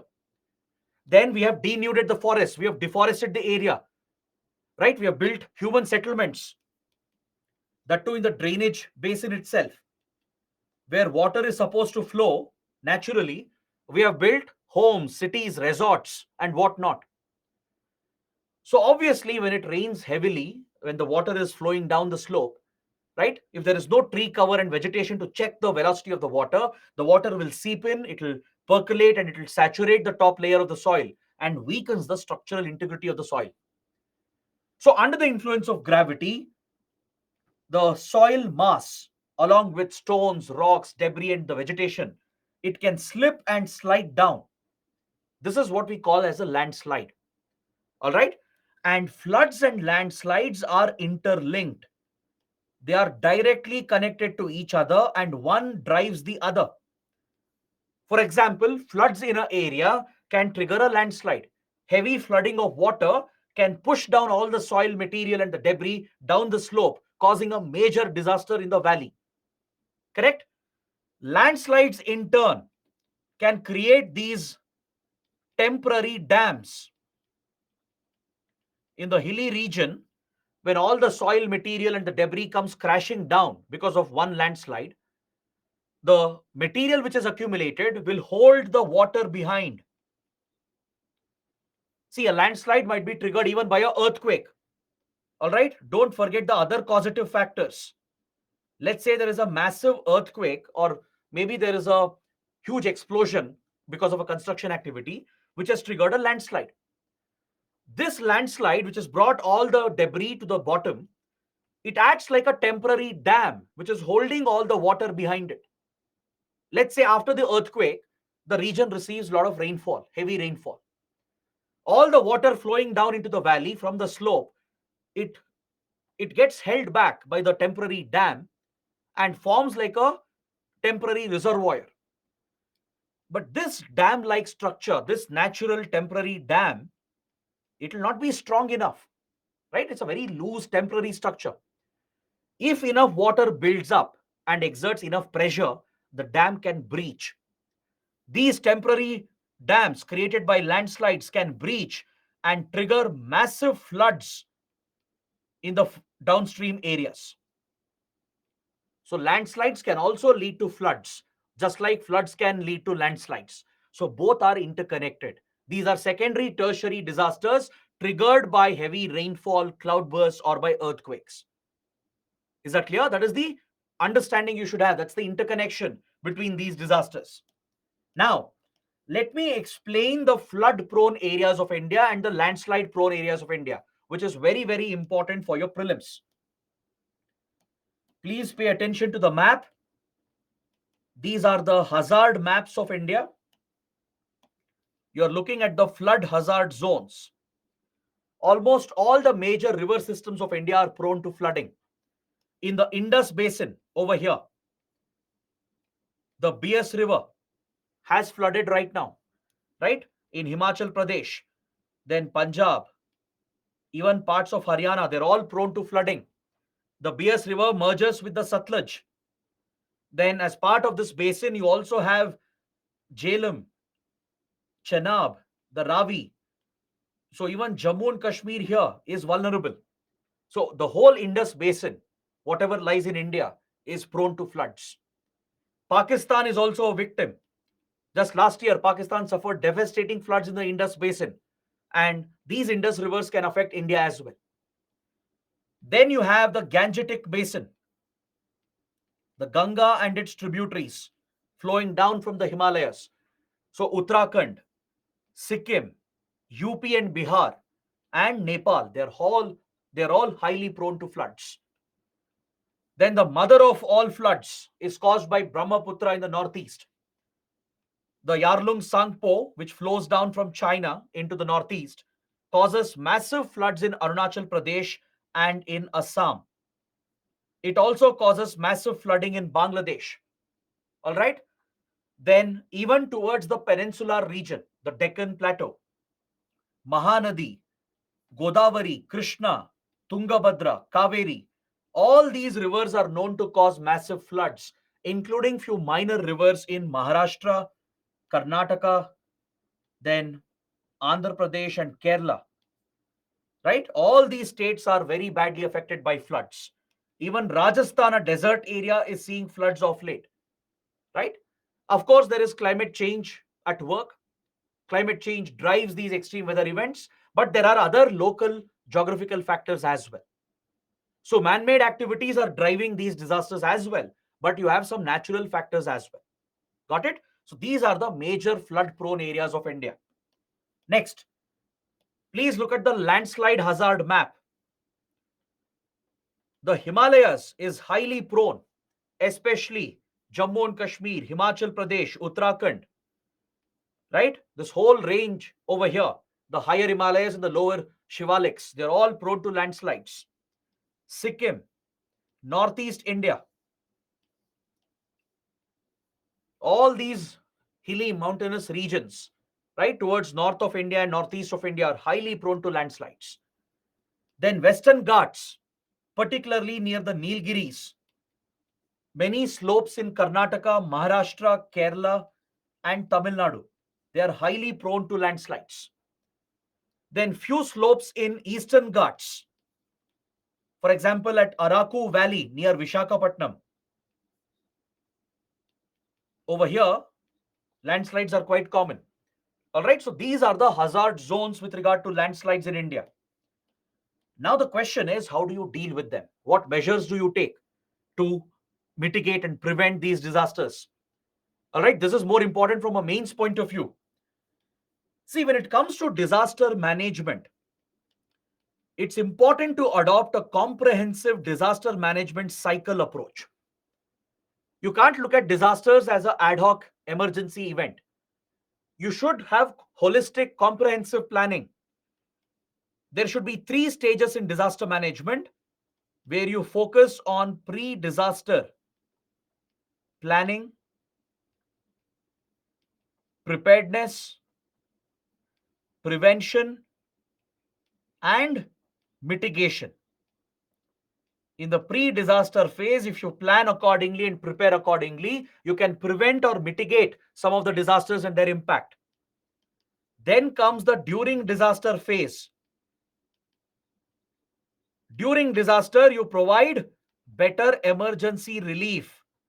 You carry out better search and rescue operations. And you provide for immediate assistance to the victims. You conduct your search and rescue operations to search the people who have been lost during earthquakes or floods or tsunamis, right? They need immediate rescue. They need medical support, first aid, medical help, food, shelter, clothing, medicines. All of this has to be provided along with financial support if required. Once you help out the people during the disaster, then comes the last phase of disaster management, the post disaster phase, where you focus on long term recovery, you focus on reconstruction, rehabilitation, and long term recovery of the region from the impact. You should try bringing back normalcy to the region, provide enough compensation, rebuild the infrastructure which has been damaged, create jobs and livelihood opportunities, right? By doing that, you can recover the region from the impact and bring some normalcy back to the affected region. So disaster management is more of a cyclical approach today in governance. So in with regard to floods, you first focus on risk analysis. You understand the hazard and vulnerability, understand which regions are prone, which regions have the highest risk. Based on that, create hazard maps, try and implement early warning forecasting systems. Today, it's possible with better technology, with satellites, Doppler radars, and sensors and gauges. It's easy to predict floods. Is that clear? It's easy to predict extreme rainfall events, cloudburst events, cyclones. So you can keep a check on flooding events and provide real time alerts, and that will give enough time for evacuation. Then you take measures like reducing surface runoff, arrest the flow of the water through natural and artificial methods, divert the flood water, construct embankments and dams to hold the extra water, the surplus water, carry out floodplain zoning, map out the area, and ensure that zonation standards are implemented, building standards are enforced. That is, there should be no encroachment of the flood prone area. If you go and build cities and houses and hotels and resorts in the drainage basin, in the catchment area, obviously the area will get submerged during rainy season, right? So that's why zonation standards are important. You have to identify different zones for development and restrict construction and human activities and human settlement in the catchment area and in the drainage basin. Clear all the encroachments. You conserve the natural buffers, promote afforestation, protect the trees, protect lakes and water bodies and wetlands, transfer the risk through insurance, insure the people who are at risk so that you can transfer the risk so that people can be compensated. Watershed management and post disaster management focused on recovery, long term recovery. These are some measures that you can suggest. For landslides, it's quite similar. You focus on early warning systems. It is possible through geological studies to identify hazard and vulnerability, identify the regions which are most exposed, and through satellites, drones, and sensors and seismic data, you can figure out which slopes are the most prone for landslides, and even it's possible to give out alerts prior to the disaster. So, based on that, you prepare, you plan, implement zonation standards again, regulate human activities, regulate construction, regulate human settlements and human activities to minimize the damage if the disaster were to occur. So, land use regulation is important, afforestation, and structural, non structural measures. You can build retention walls and barriers to hold back a landslide. Is that clear? You can create walls and barriers to hold back the soil and rock and debris material that is sliding down, thus protecting the civilization below. So, many such measures can also be taken. So, if you suggest this as per the disaster management cycle and divide this into different phases, that makes for a very good answer for any mains question on floods and landslides. Now, please take up a practice question. Which is the nodal agency for providing forecasting and early warning for floods in India? I'll launch the poll. I'll give you 15 seconds. It's a simple, straightforward question. So 15 seconds is more than enough. Let's see how many of you know this answer. Is it IMD, India Meteorological Department, ISRO, Central Water Commission, or NDMA? Which institution is responsible? Which is the nodal agency for giving early warning and forecasting for floods? Again, majority of you have got it wrong. 71% have said IMD. IMD is wrong. IMD is the nodal agency for rainfall, for cyclones, for heat and cold waves. Is that clear? IMD is responsible for meteorological disasters, rain, cyclones, heat and cold waves. That is the responsibility of IMD. For floods, it is Central Water Commission. Central Water Commission monitors the water levels in all the rivers and dams and issues flood alerts. Of course, it works closely with IMD, ISRO, NDMA, and many other institutions. But nodal agency for floods forecasting and early warning is Central Water Commission, not IMD. Is that clear? So that is the right answer. See, that is where you need clarity in the concept. Now we'll move to the smaller topics. We have around 25 to 30 minutes left, but it's enough for the next 5 to 6 topics because they're all smaller topics. Let's go through them quickly. I've covered all the big topics in detail. Now we enter the smaller topics that are more relevant for your prelims. National Research Foundation, NRF, was in news. Why was it in news? Because the Union Cabinet has approved the NRF bill to be tabled in the Parliament in the upcoming monsoon session. So let's understand what is National Research Foundation. This is a new institution which is being set up according to recommendations of National Education Policy 2020. All right. The main focus of NRF will be to promote research and innovation in the country. It is modeled on the lines of the National Science Foundation of the United States. In fact, many other countries have similar foundations that essentially provide funding and support for research and development activities at the college level and university level.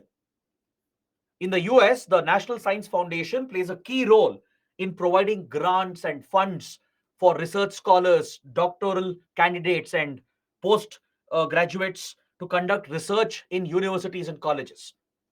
Industry also works with them. It's not just the government which is funding that, even the private industry participates in this. On similar lines, a foundation is being created in India, the National Research Foundation, which will coordinate with government institutions, research and development institutions, universities and colleges, and with private industry. It will collaborate with all of them to raise funds, and it will focus on mainstreaming research and bringing the industry to the colleges and universities. Now, that is something that is badly missing in India. In India, there is an absence of research ecosystem at the university and college level. Only few elite institutions like IITs, NITs, they do well in terms of research. There is some active collaboration between private industry and top universities like IITs. But in other universities, colleges, this is largely missing. Even if colleges take some initiative on their own, industry is missing, industry participation is missing. So National Research Foundation will focus on this. It will not only provide research grants and funds to individual researchers and groups of researchers, it will also provide seed funding for startups at the college level. It will bring industry level expertise into universities and colleges and create the required infrastructure for research, development, and innovation. That is the purpose of the fund. Is that clear? Now, where will the money come from? According to the bill, the budget is 50,000 crores for next 5 years. It's quite significant. 28% of this, that is 14,000 crores, will come from government. The government already has a fund of 4,000 crores for science and engineering research budget. So along with the existing 4,000 crores, 10,000 crores additionally will be provided over next 5 years by the government. So out of the total 50,000 crore budget, government is giving 14,000 crores, 28%. Remaining 72%, 36,000 crores will come from the private sector, from the corporates, from the industry. All right? It gives a bigger role for the industry. Even though it's a significant jump in our investment in research and development, it is still very marginal. It's very marginal spending on research and development compared to other big powers. We are spending hardly around 2% of our gross domestic expenditure on research and development compared to major powers like US, China, even Israel, Australia, Japan, right, and other European powers. Our spending on research development is very, very less as a percentage of our GDP and as a percentage of our R&D budget. Is that clear? Even with 50,000 crores allocation, it's very, very low. It's not sufficient at all. But still, it's a beginning. It's going to be much better than what it is right now. Correct? Especially in key areas like emerging critical technologies like artificial intelligence, robotics, then 5G, 6G networks, in quantum computing, in such key areas, a lot of investments will go, which will drive innovation and development in India. So that is the NRF. That is what you should understand. Next, multi-dimensional poverty index. Very, very important topic. There were two developments in just 1 week. That is why this topic is in news. The UNDP, the UN Development Program, along with Oxford Poverty and Human Development Initiative of the Oxford University, has released its annual Global Multidimensional Poverty Index for 2023. All right. Along with this, India's Niti Aayog has yesterday published the National Multidimensional Poverty Index for India. That's why the topic is in news. See, poverty was previously assumed to be just a factor of income. It was assumed that people are poor only because of low earnings. This was the previous understanding in India and around the world. Any country, when they tried measuring poverty levels in their country, they would take income levels as the threshold. Someone earning below a minimum threshold, a minimum income, they were classified as the poor in that country. It was believed that poverty has only one dimension, which is income and earnings. But this is a very narrow, limited understanding of poverty. This is where Oxford University and UNDP came out with a new index. They came out with Multi-Dimensional Poverty Index, launched in 2010. All right. This index provides a better picture about poverty. It is launched along with the HDI index of the Human Development Report of UNDP, and it replaced the previous Human Poverty Index of UNDP. Along with the HDI report, the Human Development Report that UNDP brings out, the Global Multidimensional Poverty Index is also published since 2010. All right. Under the index, it was seen that poverty is multidimensional. Poverty is dependent on many factors. In fact, there is a vicious cycle that is driving people to poverty in any country. It's not just a factor of income and livelihood. It's a factor of other related dimensions and indicators like healthcare, quality of healthcare, quality of education, and standard of living. These three parameters were identified by UNDP and Oxford University as the drivers of poverty. See, today, one family might be above the poverty line. They might be getting better income than a poor family. But tomorrow, let's say, in this family, there is a disease which has hit. Many family members have been affected, but they're not able to afford good health care. Because of their inability to access expensive healthcare, the family which was above poverty line can now get pushed into below poverty line. Or let's say there is a family which has a decent income, they have some wealth with them, but they don't have access to good education. If the family does not get good education, tomorrow one event is enough to push the family into poverty, right? Then standard of living, whether the family has a good house, sanitation, drinking water, access to roads, access to jobs, all of this will determine poverty levels. Poverty is a vicious cycle driven by multiple factors. This is the understanding that UNDP developed along with Oxford University, and today this has become the globally accepted way of measuring poverty levels. This is called multidimensional poverty. So this index is published since 2010, and UNDP brings out the report along with Oxford Poverty and Human Development Initiative. Now let me show you the indicators. There are three dimensions in the index. As I told you, you have health, education, standard of living. They are the three dimensions. Under each dimension, there are multiple indicators. You have a total of 10 indicators that determines the level of deprivation. The level of deprivation of an individual or a family is measured on the basis of these 10 indicators, which are part of three dimensions. This includes nutrition levels and child mortality with regard to healthcare, years of schooling and school attendance with regard to education, cooking fuel, sanitation, drinking water, electricity, housing, and assets with regard to standard of living. They're all given a certain weightage in the index. All right, they're all given a certain weightage, as you can see here. Depending on this, the deprivation level of an individual and a family is calculated by UNDP. Is that clear? The same model has been now borrowed by Niti Aayog to come out with National Multidimensional Poverty Index.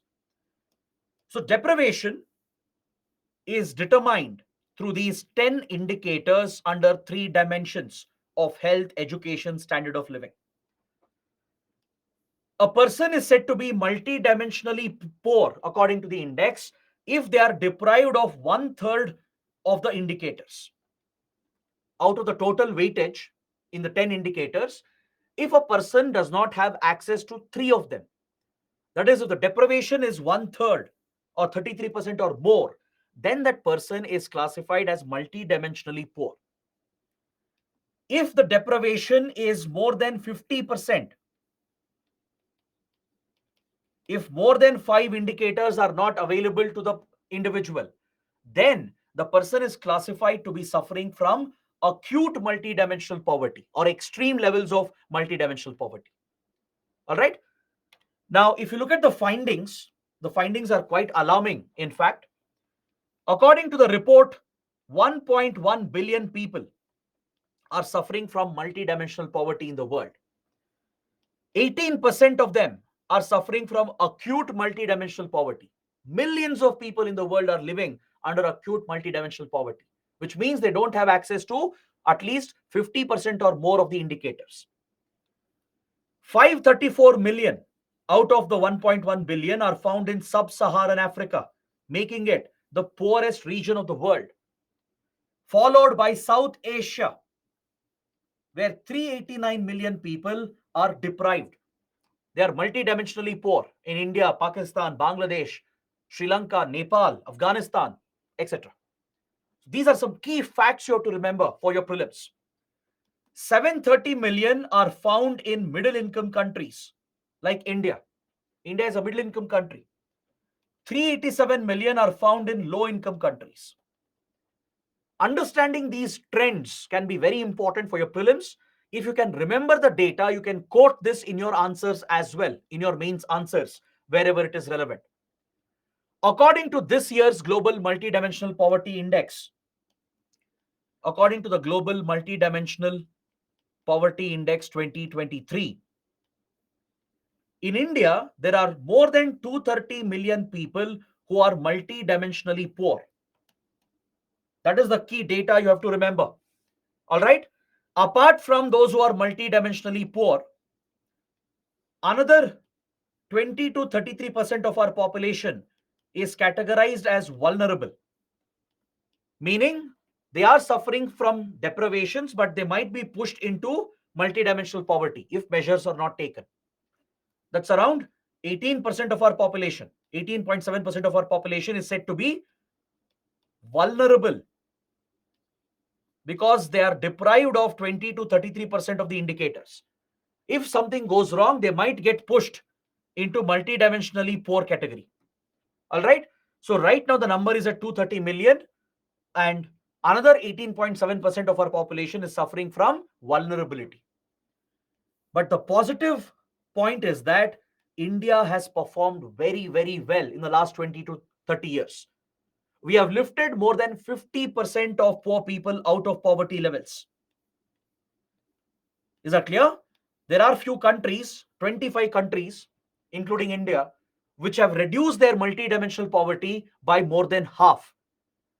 In the last 15 years, that is between 2005 to 2020, during this period of measurement, 41.5 crore Indians, that is 415 million Indians, have been lifted out of poverty by India.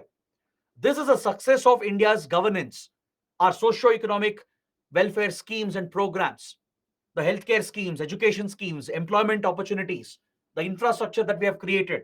It has helped lift 415 million people out of poverty. And we have joined the rank of 25 countries which have reduced multidimensional poverty by more than half during this period. That is a significant achievement for a country like India. The index and report has pointed out that India has progressed very well in all the three indicators: in healthcare, education, standard of living. In all three indicators, we have shown very good improvement. And this is uniform improvement across the country, across communities, across regions. There is a decline in poverty which is equitable. It's not that only one community has grown or one region has grown. Across the country and across different sections of the people, there has been growth and development and reduction in poverty, which has been noted. So this is the positive highlight, but still the challenge remains. We still have more than 230 million people suffering from multidimensional poverty. And we have another 18.7% facing vulnerability who might get pushed into multidimensional poverty.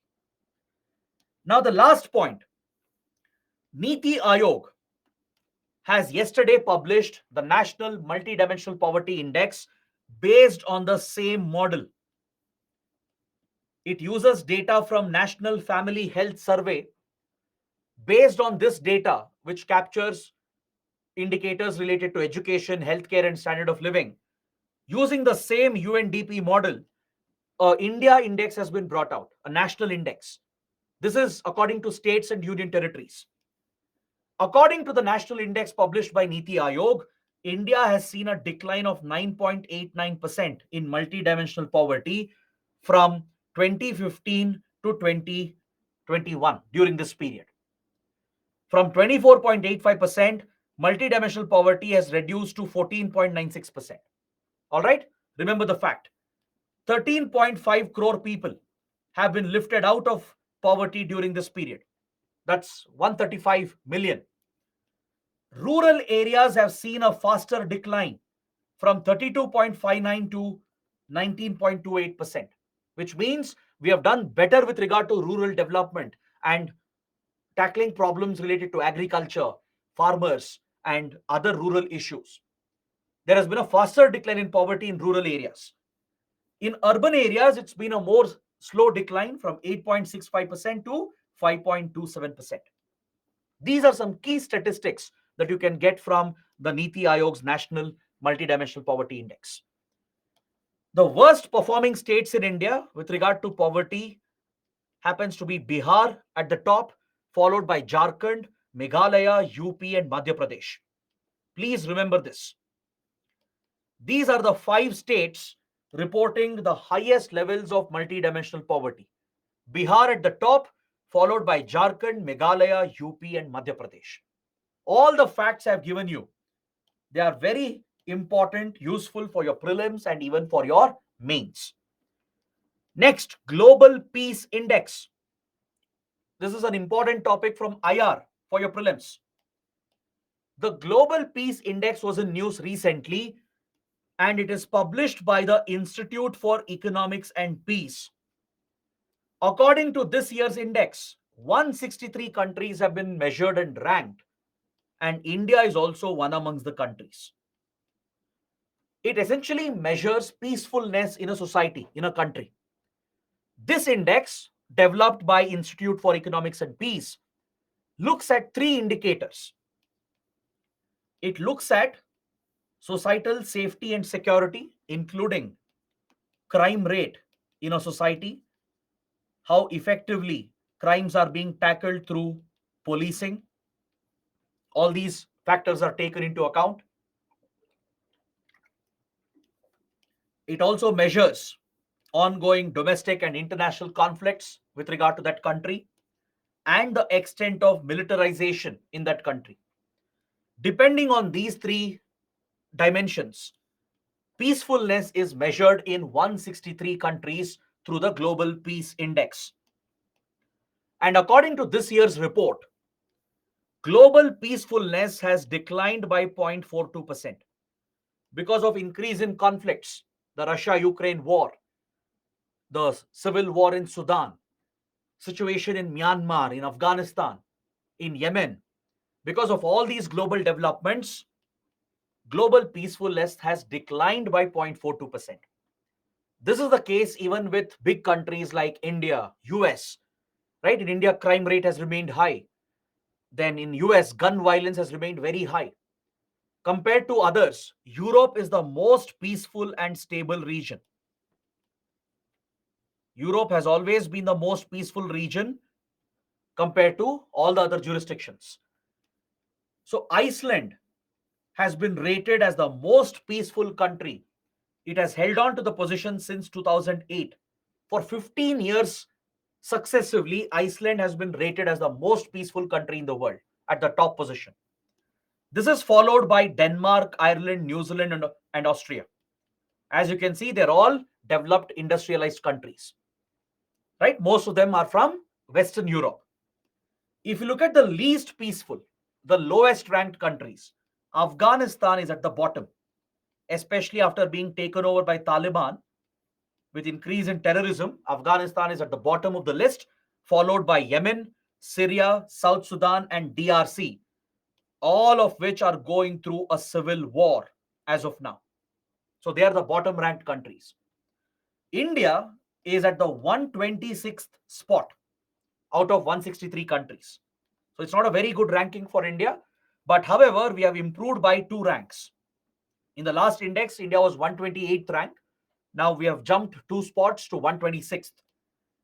This improvement is because we have improved our ability to tackle crimes, especially violent crime. We have improved our ties with neighboring countries, and there is better stability politically in the country. Because of these improvements which have happened with regard to crime, neighborhood relations, and political stability, peacefulness has improved in India by 3.5% according to the Global Peace Index. That's why India has jumped 2 ranks to get the 126th spot. Amongst other countries like Nepal, China, Sri Lanka, US, Pakistan, these are the ranks. But I would like to point out the rank of the US, which is very unique. The US has got a rank of 131, which is worse than India. It's a developed country, a developed Western country being ranked at 131st position. Why is this? It's all because of gun violence in the US. The gun laws of the US, right? The constitutional fundamental right which is given to hold a gun has led to sociopaths and psychopaths using guns to target innocent people. Almost every single day, every single week, there are gun violence incidents in the US where many people are getting affected. Every year, thousands of innocent civilians are killed in the US because of mindless gun violence. So gun control laws are a very controversial topic in the US. That's why US has this rank, 131st rank out of 163. It's worse performing than India. All right. So those are some important takeaways from the article. Next, the Atal Vayo Abhyuday Yojana. a very important government scheme that was in news. It's a scheme named after Atal Bihari Vajpayee, and it's a scheme meant for empowering our senior citizens. It's a scheme meant for assisting the old age people, the elderly, which is a directive principle, if you guys remember, under Article 41 of the Indian Constitution. If you have read polity, you will know this. Article 41 says that right to work, right to education, and public assistance in certain cases. The state shall, within its capacity, within the limits of economic capacity, the state shall make effective provisions for securing the right to work, that is to help the unemployed, provide right to education, and give public assistance, including cash support and government programs to support the old age people, the sick people, disabled, and the undeserved want in the society. Those who are suffering from joblessness, the physically, mentally disabled, those who are suffering from sickness, those who are elderly, they all should be given support from the state. And that is what Article 41 is urging the state to do. Of course, it's not enforceable, it's a directive principle, it's under DPSP. But by drawing inspiration from Article 41, the government of India had started a scheme called National Action Plan for Senior Citizens.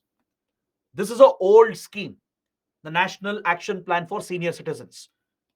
It is based on Article 41 recommendations.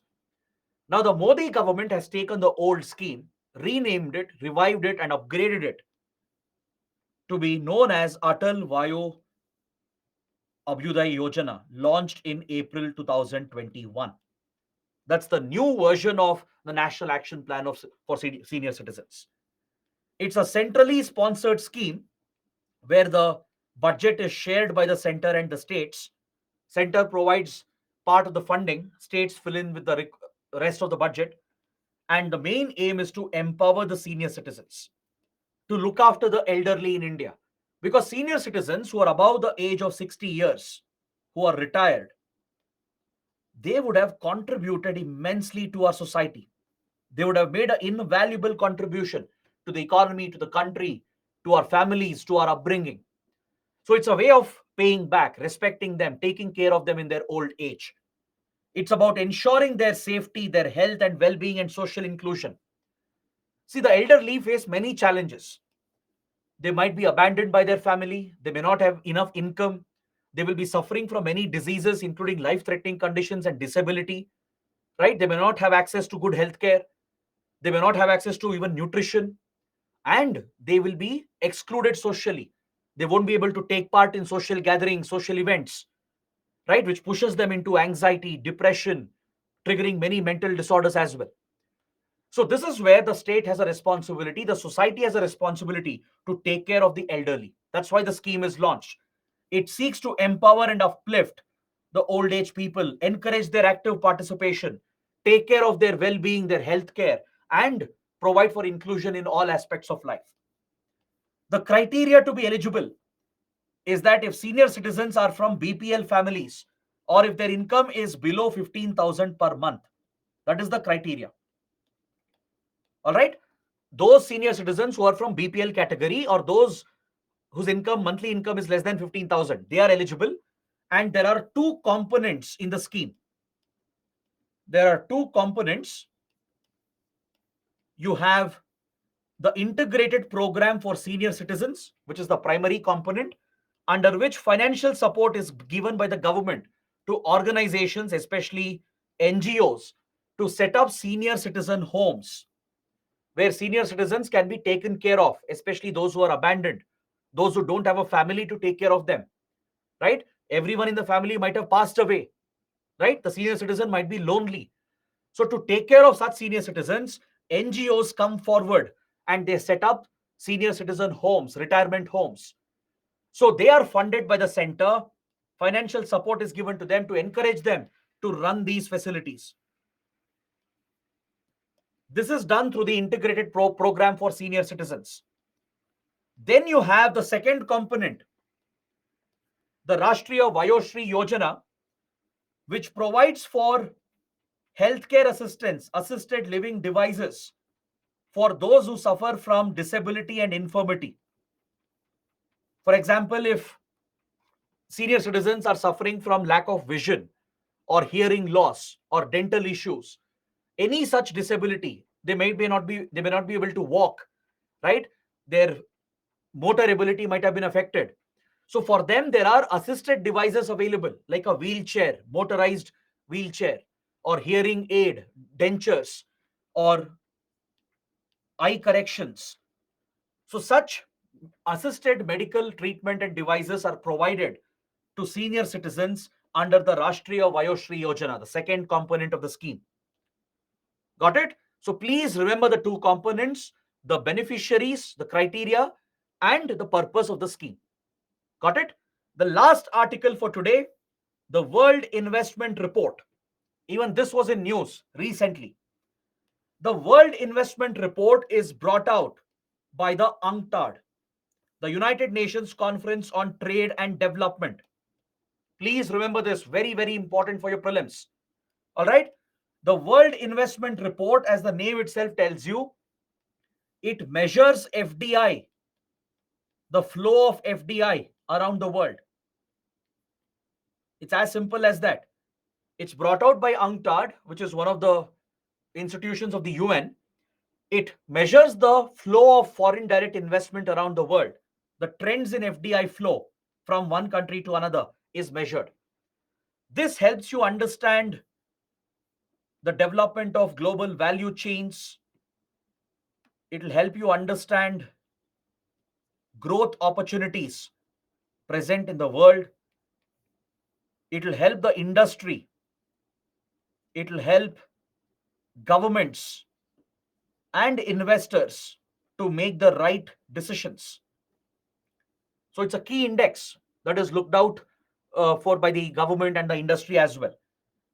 It tracks the trends in investments in FDI flow. So according to the 2023 report, the latest report, India has been the top recipient of FDI with a 10% increase in FDI flow, followed by ASEAN with 5% increase in FDI flow. Despite the global economic challenges, India has received the biggest jump in FDI flow with a 10% increase compared to last year, followed by ASEAN, the Southeast Asian market. All right. The report says FDI inflows to developing countries has been higher, but in the Gulf region, it has declined. In small developing countries, it has been stagnant. But concern is that in renewable energy, FDI flow is concentrated only in developed countries. In terms of clean renewable energy, foreign investment is going more towards developed nations, not towards developing underdeveloped countries. But large developing countries like India, they have been getting the maximum flows with decline seen in the Gulf region and stagnation seen in small developing countries. There is an investment gap with regard to sustainable development goals. All right. With regard to achieving the SDG targets, flow of FDI has gone down. The gap from 2.5 trillion has increased to more than 4 trillion. That is the financial gap, investment gap with regard to achieving SDG targets. So these are some key takeaways from the 2023 report. And I have included some important facts about UNCTAD as well. Please go through this later. Basic facts about UNCTAD. It's an intergovernmental body under the United Nations set up by UN General Assembly in 1964.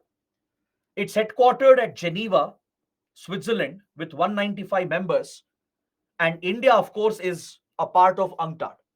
It studies trade-related issues, investment, development-related issues, and provides recommendations, comes out with flagship reports like World Investment Report, which we studied, Trade and Development Report, Least Developed Countries Report, and Commodities and Development Report. These are some major reports brought out by UNCTAD. All right. So please go through this and also identify any other important point related to UNCTAD.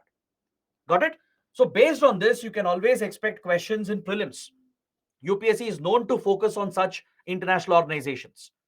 So, with this, I complete my detailed discussion of 9 important developments.